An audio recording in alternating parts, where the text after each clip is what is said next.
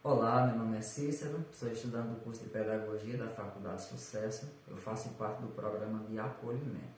Este vídeo é um dos requisitos parciais para a obtenção da nota na disciplina de estágio supervisionado 1. Estágio este que é voltado para a educação infantil. Então, a primeira parte desse estágio, a parte de observação de campo, ocorreu na Unidade Escolar João Ramos, uma escola que fica aqui na zona rural do meu município. Então, após o contato com a equipe gestora e a autorização para a realização desse estágio, foi a vez de eu fazer a observação prática mesmo, de campo, onde foi observar toda a estrutura física da escola, a questão do corpo docente, a questão política e pedagógica, e depois foi a vez de analisar, ou seja, de fazer a observação das aulas da professora regente. Então, durante um período de 2 semanas, 40 horas, eu estive observando a professora regente e a forma como ela trabalhava com a sua turminha da educação infantil, a turminha do pré-1.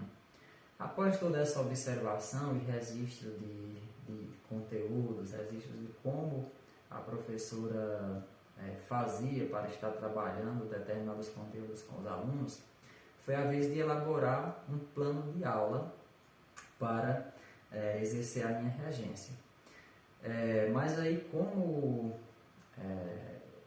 esse vídeo está sendo gravado aqui em casa e não na turma, não na sala de aula, então eu optei por fazer não uma simulação de uma aula, mas sim apenas uma demonstração de como seria na prática, na realidade, a execução desse plano de aula.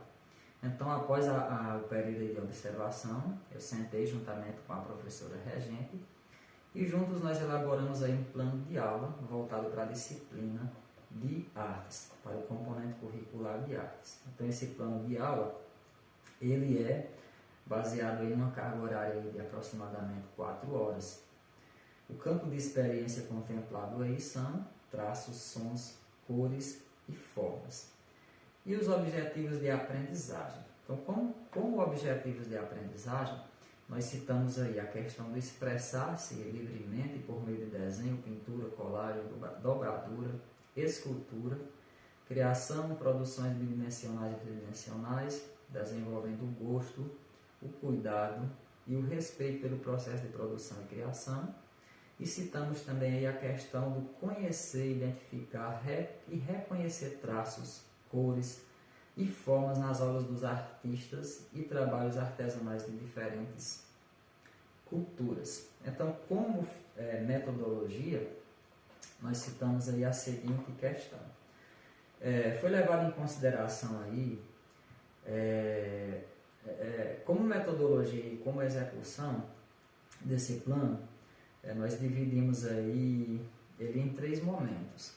Aí, como eu já ia citando anteriormente, esses 3 momentos eles foram divididos levando em consideração esse tempo de 4 horas, que leva em consideração também a acolhida dos alunos. Então, sempre quando chegam na sala de aula, tem sempre um ritual diário ali, que é feito pela professora regente, de colocar todos em círculo, pegados nas mãos, e fazer uma oração diária, todos os dias.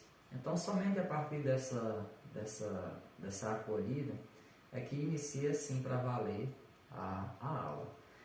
Então, no primeiro momento, seria utilizado aí uma mídia, um aparelho de multimídia, para passar o vídeo com a música A Magia das Cores, do Mundo Bita.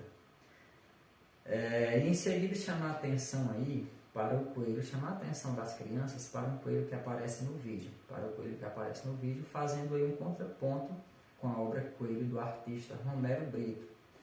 E a partir desse contraponto fazer algumas observações aí, observações como a questão das cores, formas e linhas nesta obra desse artista.